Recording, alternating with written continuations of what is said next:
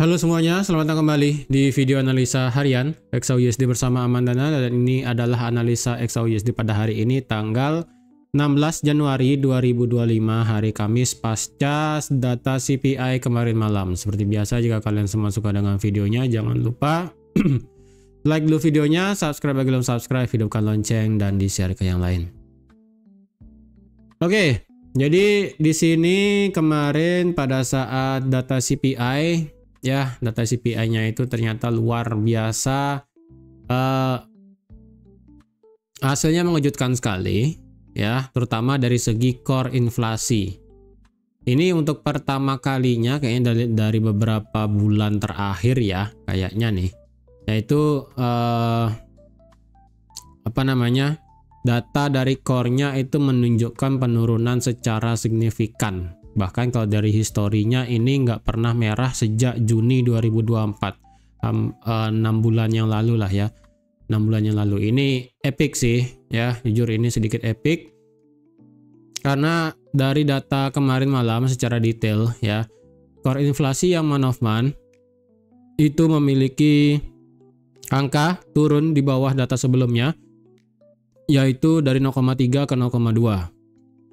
Kemudian inflasi inti yang year on year turun dari 3,3 ke 3,2, walaupun headline inflasinya yang month of month itu naik 0,3 0,4, kemudian yang tahunan itu 2,7 ke 2,9. Tetapi dari headline inflasi yang month of month dan juga year on year, bisa saya katakan ini sesuai dengan data konsensus ataupun data forecast, walaupun itu naik dari data sebelumnya. Karena kan kemarin saya katakan kalau sampai keluar 3% itu baru akan literally mengejutkan market. Tapi di sini bisa saya katakan inflasinya itu bisa dikontrol ya. Walaupun tidak spike banget dari 2,7 ke 2,9 kan nggak terlalu lah ya. 0,3 ke 0,4 juga turunnya 0,1. Walaupun yang year on year naik 0,2%. Tapi ini masih bisa saya katakan masih under control lah secara inflasinya. Tapi yang mengejutkan adalah dari segi headline, dari inflasi intinya. Tadi saya katakan ya, karena tumben aja ini data forecast dan juga data sebelumnya ini sama-sama turun. Jadi alhasil itu kemarin yang ini merah, inflasi inti merah, kemudian yang headline inflasi ini hijau. Secara data sih mix, cuman kalau dilihat dari kejadian kemarin-kemarin, core inflasi itu pasti antara sesuai ekspektasi atau di atas ekspektasi, tidak pernah di bawah ekspektasi semenjak tadi ya, semenjak Juni 2024 di sini. Udah 6 bulan yang lalu, makanya ini sampai bisa di bawah ekspektasi lagi, itu benar-benar mengejutkan market. Ya, ini benar-benar mengejutkan market, sehingga narasi untuk pemotongan suku bunga itu ada ya. Untuk pemotongan suku bunga yang sebelumnya adalah 1 kali, diperkirakan sih masih tetap 1 kali, cuman untuk sekarang narasinya adalah dipercepat untuk pemotongan suku bunganya, karena dari segi core-nya di sini sudah drop ke 0,2, karena secara histori itu 0,1 itu paling rendah di Juli 2024, sedangkan kalau dari segi yang year on year core-nya itu paling rendah adalah di Juli juga 3,2. Ini sekarang sudah sama ini ya, 3,2. Jadi pemotongan suku bunga yang sekiranya mungkin akan terjadi di kuartal ketiga, sedikit ada antisipasi bahwa akan dimajukan ke kuartal kedua. Intinya sih kuartal pertama tidak akan ada pemotongan suku bunga, titik. Itu sudah pasti, sudah fix, tidak ada keraguan-raguan lagi ya. Tetapi sih ya, ini memang Januari, Februari, Maret kan memang 3 bulan gitu kan. Tapi kalau misalnya nanti bulan depan data CPI malah naik lagi, kemudian data NFP-nya itu buruk lagi, yaitu beda cerita ya. Tapi kayaknya sih sampai bulan Maret Q1 2025 bisa saya katakan sih fix untuk tidak akan ada pemotongan suku bunga. Hanya saja narasi kapan start suku bunga sekarang itu dimajukan sedikit ke kuartal kedua gara-gara data inflasi di sini. Ya, seperti itu. Nah, untuk hari ini secara news kita ada data retail sales dan juga data pengangguran mingguan seperti biasa. Untuk nanti malam dari segi retail retail diperkirakan akan turun sedikit 0,7 ke 0,6. Ingat, ini data retail bulan Desember. Kita tahu bulan Desember adalah bulan liburan. Jadi di sini agak sedikit miss ya. Kok bisa ini retailnya diperkirakan turun? Karena kan kalau musim liburan Natal itu kan biasanya banyak yang belanja kado hadiah gitu kan ya, di Amerika biasanya. Bikin kado kemudian dan sebagainya untuk Natal gitu kan. Cuman kenapa di sini retailnya malah diekspektasikan turun? Nah, ini saya sedikit kurang paham di sini. Apakah karena kemarin, ya saya nggak tahu sih ya, sekali lagi, apakah Natal kemarin itu memang orang-orang jarang ada yang belanja, atau mungkin toko-toko pada sepi. Tapi secara Natal kemarin yang di media sosial sih kayaknya nggak ada yang terlalu gimana sih, kecuali pada saat Black Friday itu iya. Pada saat Black Friday, saya lupa tanggal, kayaknya Desember juga ya Black Friday ya, atau November ya, saya lupa. Itu Black Friday itu adalah beberapa konten yang katanya orang-orang itu sudah mulai malas untuk belanja pada saat Black Friday. Karena kita tahu kan kalau Black Friday itu diskonnya pasti gila-gilaan ya. Antara 70-80% itu biasanya. Cuman ya nggak tahu deh. Tapi ini data retail sales bulan Desember, ini seharusnya sih naik. Cuman kenapa ekspektasinya turun saya juga kurang paham nih di sini ya. Untuk tingkat pengangguran nanti itu initial jobless claim diperkirakan akan naik dari 201 ke 210 ribu. Sedangkan continuing jobless-nya diperkirakan juga akan naik. Beda lagi 3 ribu aja. Nanti malam juga ada Philadelphia Fed Manufacturing Index dari minus 16 ke minus 10. Kemudian ada ekspor impor price. Ini sih diperkirakan ekspornya akan naik. Secara ekspor ini bisa menguatkan USD, tetapi secara impor ini bisa melemahkan USD juga. Tapi kalau ekspornya lebih besar daripada impor, saya rasa itu benar-benar bisa menguatkan USD. Jadi kalau dilihat nanti malam di sini retail sih ya yang bisa saya infokan nanti adalah retail dan juga ekspor impor. Untuk masalah tingkat pengangguran saya rasa nggak akan terlalu gimana sih. Retail dan juga ekspor impor bisa menjadi driver pada hari ini nanti malam jam setengah 10 WITA atau nggak jam setengah 9 WIB ya. Oke. Sebentar, ini kenapa Amerika doang? Apa salah ya? Enggak. Kalender ini kayaknya ada yang salah dengan kalender saya nih. Hari Kamis, iya sih, udah benar ya. Sekarang teritori sudah masuk 2700. Well, kemarin sih ya, ini kalian bisa lihat marketnya masuk ke zona supply H4, diam di sini, kena news, naik tinggi ya kan, kemudian drop sampai 2677. Seperti yang saya katakan pada saat saya live, ini juga marketnya ada area demand, kemudian di sini juga ada yang namanya resistance become support. Saya pribadi pun ada buy di sini.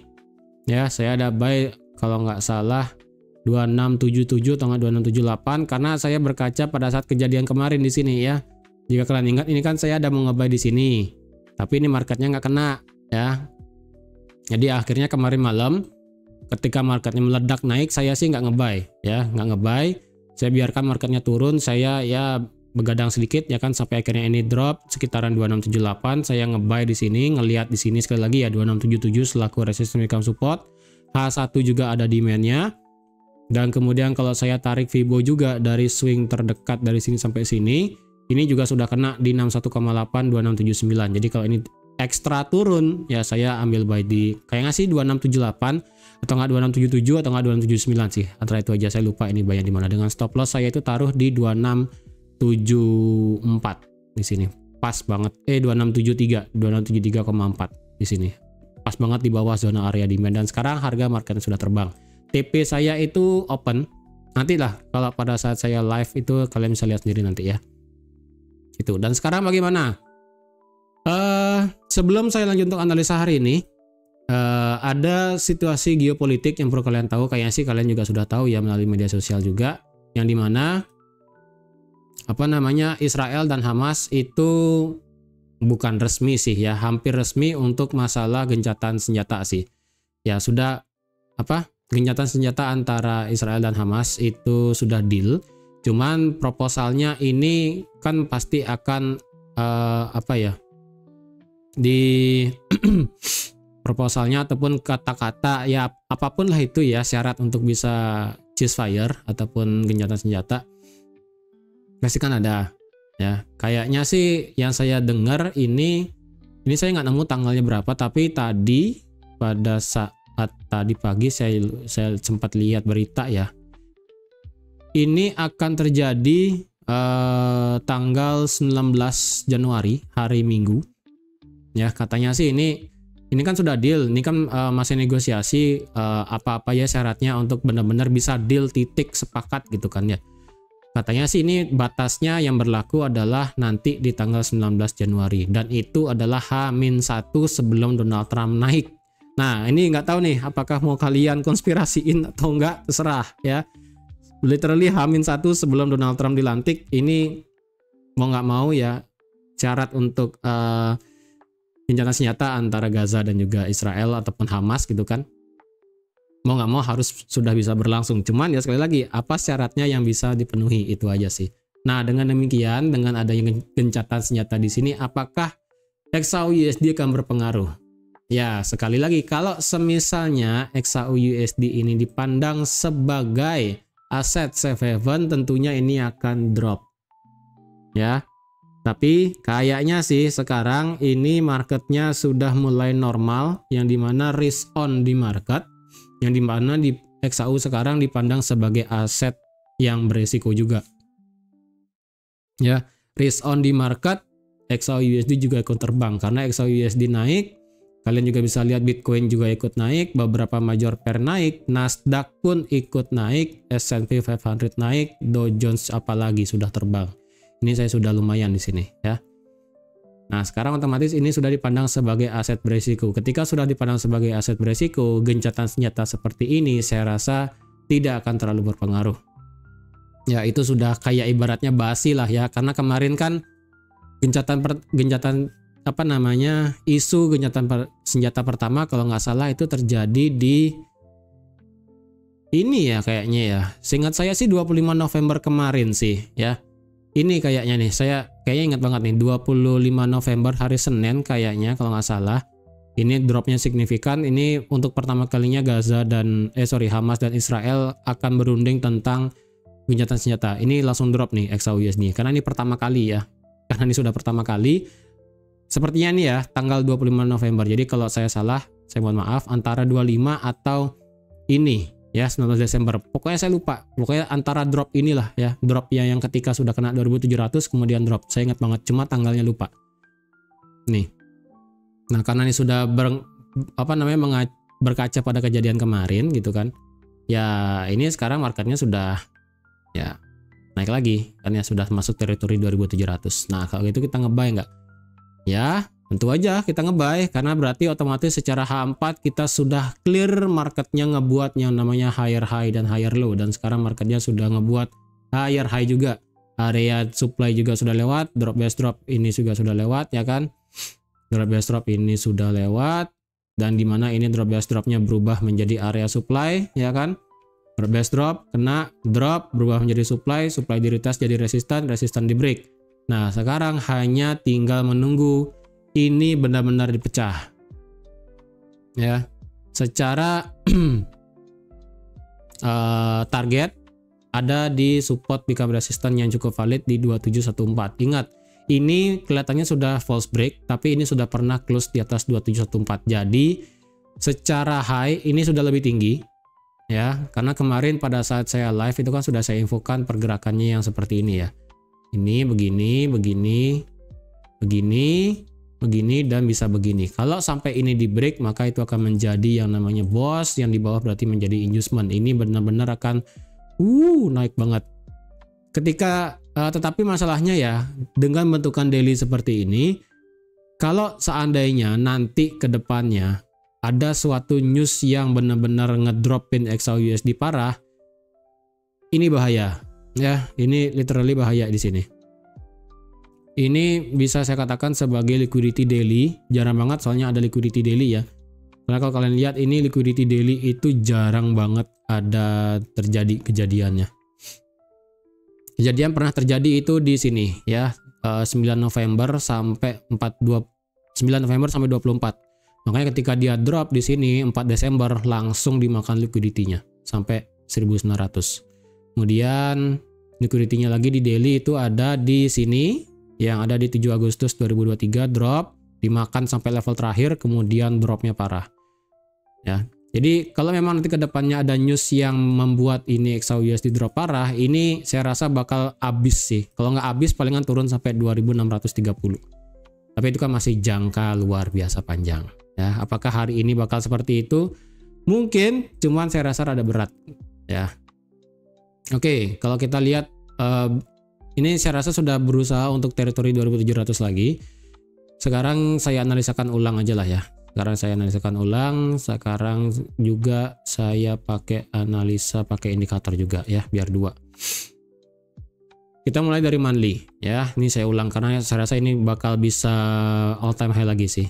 Berarti Januari yang dimana ini marketnya 70% 80% bullish benar akan menjadi kenyataan. Oke, kalau dengan demikian monthly kalau bisa Januari sekarang harus close di atas 2743, mau nggak mau. Ya, mau nggak mau harus close di atas 2743. Kalau sampai nggak close di atas 2743 bakal berat banget karena Februari kemungkinan bisa drop lagi. Ya, tapi kalau Januari sudah close di atas 2743 atau bahkan close di atas bearish candle bulan November di 2762, kita akan menyambut yang namanya 2800. Ya, itu simpel banget. Jadi kalau misalnya Januari stop di bawah 2743, Februari saya rasa masih ada peluang naik, tapi lebih agak besar peluangnya untuk turun lumayan karena ini bisa menjadi valid resistance yang lumayan kuat dari segi monthly itu ya. Jadi otomatis monthly kalau bisa ini close di atas 2743, targetnya memang saya harapinnya itu sampai 2743. Sekarang dari segi weekly kalau dilihat target terdekat dari weekly minggu ini adalah kalau bisa tutup di atas 2711 ya. 2711 ini pernah menjadi resisten kena lumayan tinggi kemudian drop. Jadi otomatis weekly sekarang kalau bisa close di atas 2711. Kalau minggu ini close di atas 2711 lagi satu hari aja besok. Ya udah sih.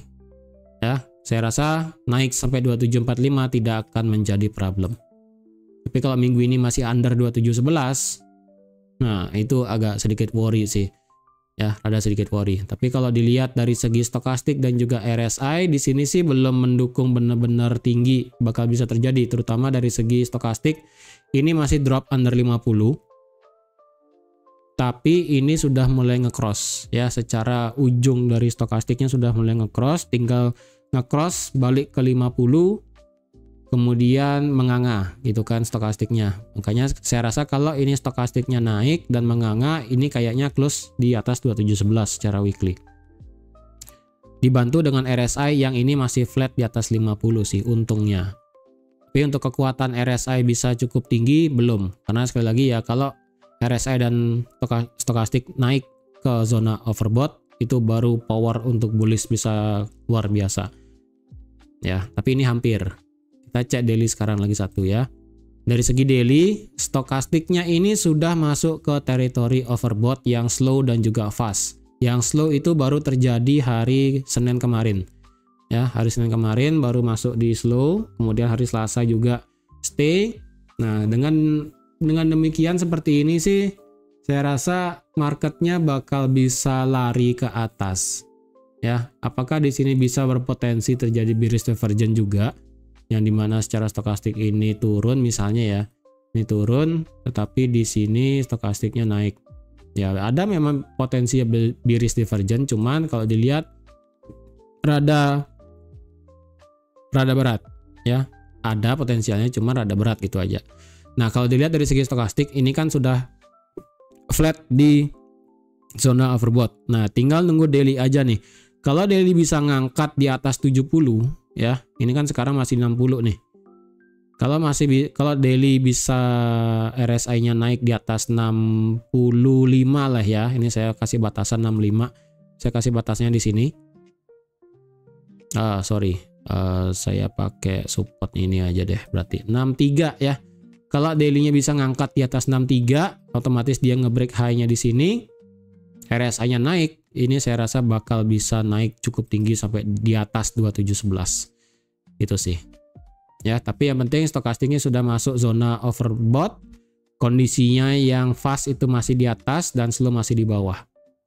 Jadi ini masih saya rasa bakal flat dari segi stokastik. Jadi saya rasa ini bakal benar-benar bisa tinggi ya naiknya.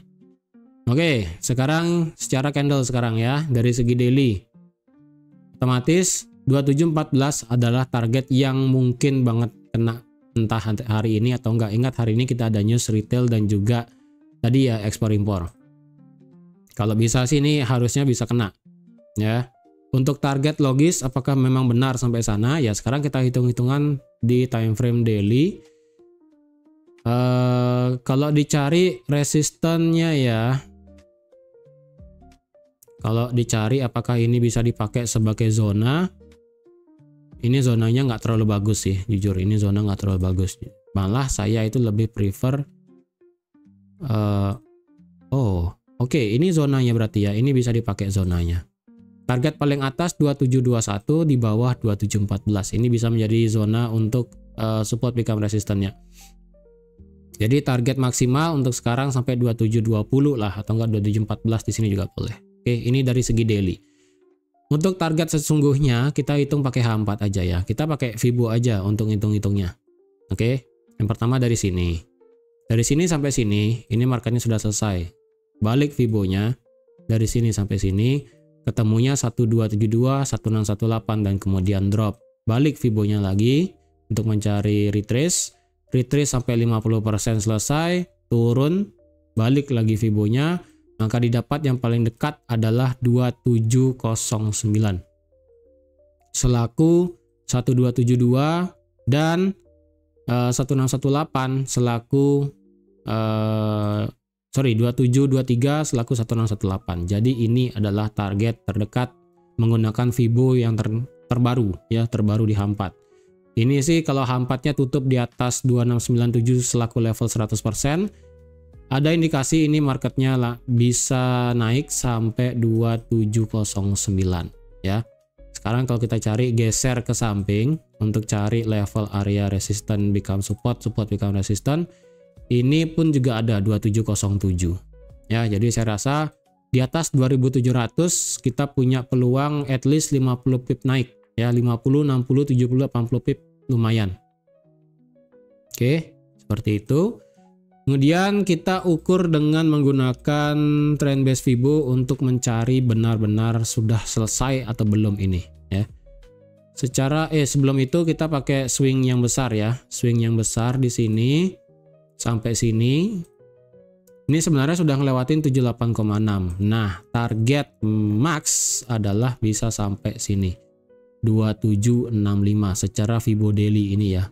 Ini Fibo daily 100%-nya 2726, 100% Fibo 2726 mepet dengan 1618 Fibo H4 di 2723 dan mepet juga dengan zona resisten daily 2721. Jadi dengan demikian kalau seandainya 2709 kena dan retrace turun, next target literally adalah 2714, 2721, 2723, 2726. Ini bisa disapu ke atas ya.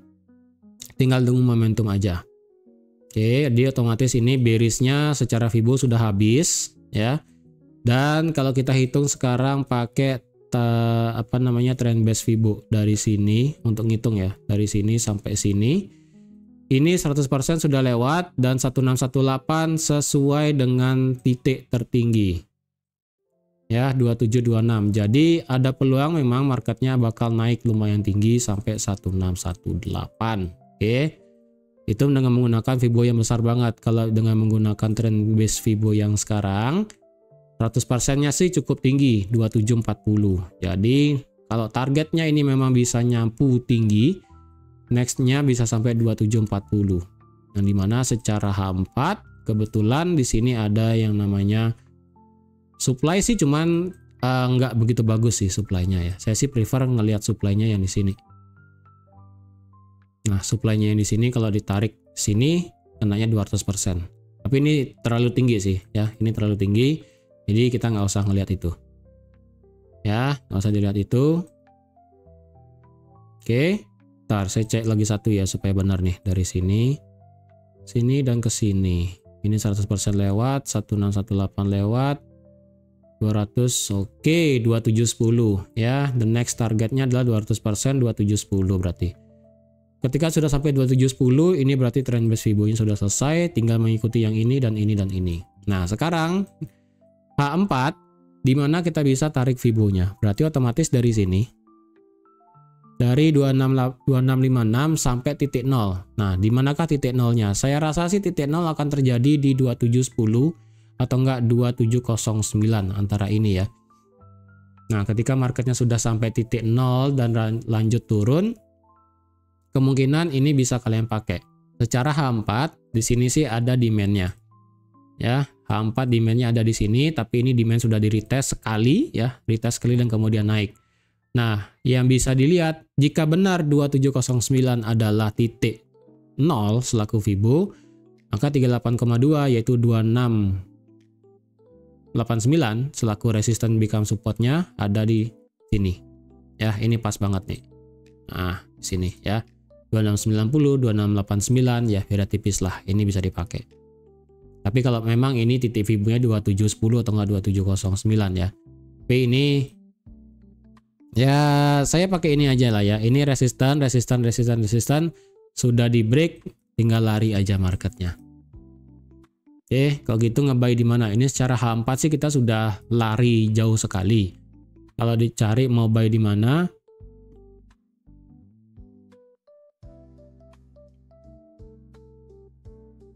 Coba ya.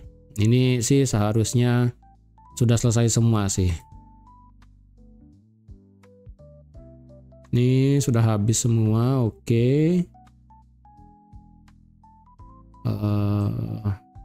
Area 1, 2 habis. Kemudian dari sini ke sini sampai sini. 270, wah sampai tinggi nih lumayan.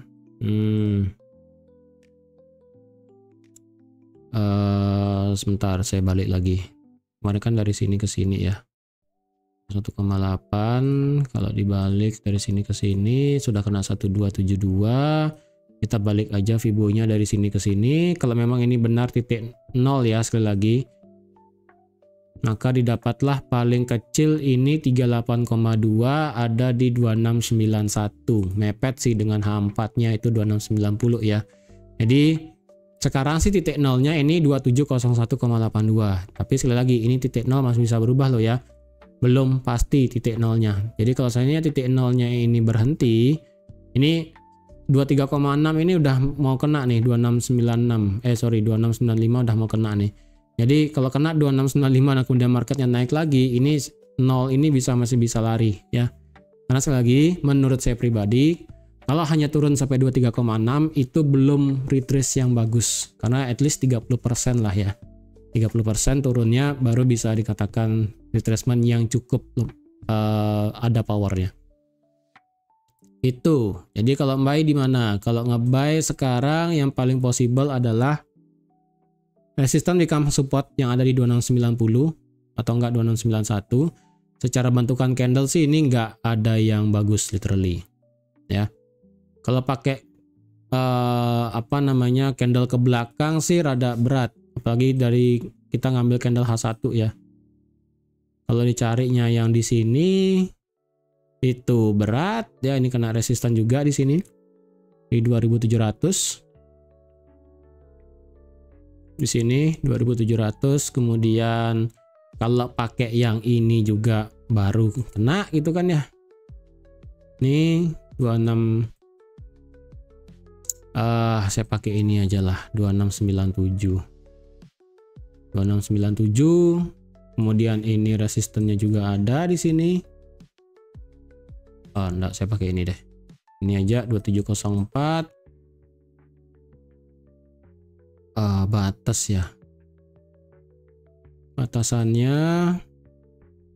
ini saya delete aja deh. Ini terlalu jauh ke belakang soalnya. Jadi H1 kalau bisa tutup di atas 2 level ini. 2697 sampai 2696. Jadi apakah kita bisa nge-buy di atas resistan? Untuk sekarang bisa, tapi perlu dengan power yang lumayan ya. Jadi kalau nanti ini benar-benar break di atas 2697, close, retest sedikit, retestnya pun bisa balik, bisa buy, targetnya itu bisa sampai 2710, 2709, lumayan ya. Walaupun belum pasti break di atas 2700, tapi saya pakai ini aja deh.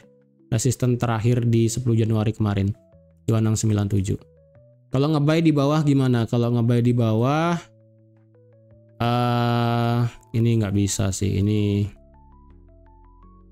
ya demand-nya sih di sini ya, demand terbarunya sih di sini. Demand terbarunya sih di sini. Cuman kalau diukur ini rada berat. Pakai Fibo aja lah ya, pakai Fibo aja untuk ngitungnya. Bentar, ini kenapa ngeblank ini? Wah. Hitung aja pakai Fibo yang tadi ya. Ini yang ditarik dari sini. Kemudian titik nolnya di sini, ini nggak tahu nih, tiba-tiba mati internetnya. Jadi saya rasa sekian dulu ya untuk. Oke, lanjut lagi nih, bentar ya. Sebelum saya akhiri nih, tetap pakai Fibo ya kalau kalian ingin tarik cari peluang buy. Di sini sampai sini ketemunya 38,2 2690. Jadi bisa dikonsider 2690 kalau ada yang ingin buy, walaupun nggak ada area demand yang bagus banget di sini. M15 sih ada ya, ini batas supportnya saya di sini di M15. Jadi kalau ini turun sampai 2690, kalian mau ngidi buat ngebuy lagi, silahkan. Untuk stop loss bisa disesuaikan, mungkin paling kecil aja kasih 40 pip 2686. Jadi kalau ini turun jauh ya, sekali lagi kalau ngebuy pun kita perlu konfirmasi. Beda halnya kayak kemarin saya di sini nih. Ya, di sini kan masih fresh area demand. Kemudian market turun untuk mengejar 61,8, saya bisa langsung instant buy. Tapi di sini sudah pernah dites sekali, ya, sudah pernah dites sekali. Jadi ini kalau ini marketnya turun lagi, ngetes ini lagi, at least ada pembalikan yang bagus, baru bisa ngebuy. Itu ya. Karena saya worry ini kalau ini ditembus, marketnya ya udah ngejar areanya di sini. Area fair value gap H1 juga bisa di sini bilangnya ya kan. Kemudian di sini ada demand-nya juga yang sudah jadi gitu. Jadi kalau ini lewat, ada peluangnya ngejar fair value gap ke bawah, ada ngejar area demand di bawah, seperti itu. Kalau ditanya saya mau ngebuy di mana, saya sih sudah ngebuy di bawah. Kalau dicari ngebuy yang baru, saya prefer ngebuy di atas untuk sekarang, atau enggak di 2690, itu aja 2690. Kalau saya mau nambah posisi 2690 atau enggak ngebreak di atas 2698, baru saya ngebuy, itu aja. Oke, jadi sekian dulu untuk analisa XAUSD pada hari ini. Ingat nanti malam ada retail sales dan juga ekspor impor dan juga unemployment claim. Jadi harap waspada. Sekian dulu untuk hari ini. Terima kasih sudah menonton video sampai habis. Terima kasih juga sudah like, share, dan subscribe seperti biasa. Dan sampai jumpa lagi di analisa harian XAUSD selanjutnya. Bye-bye.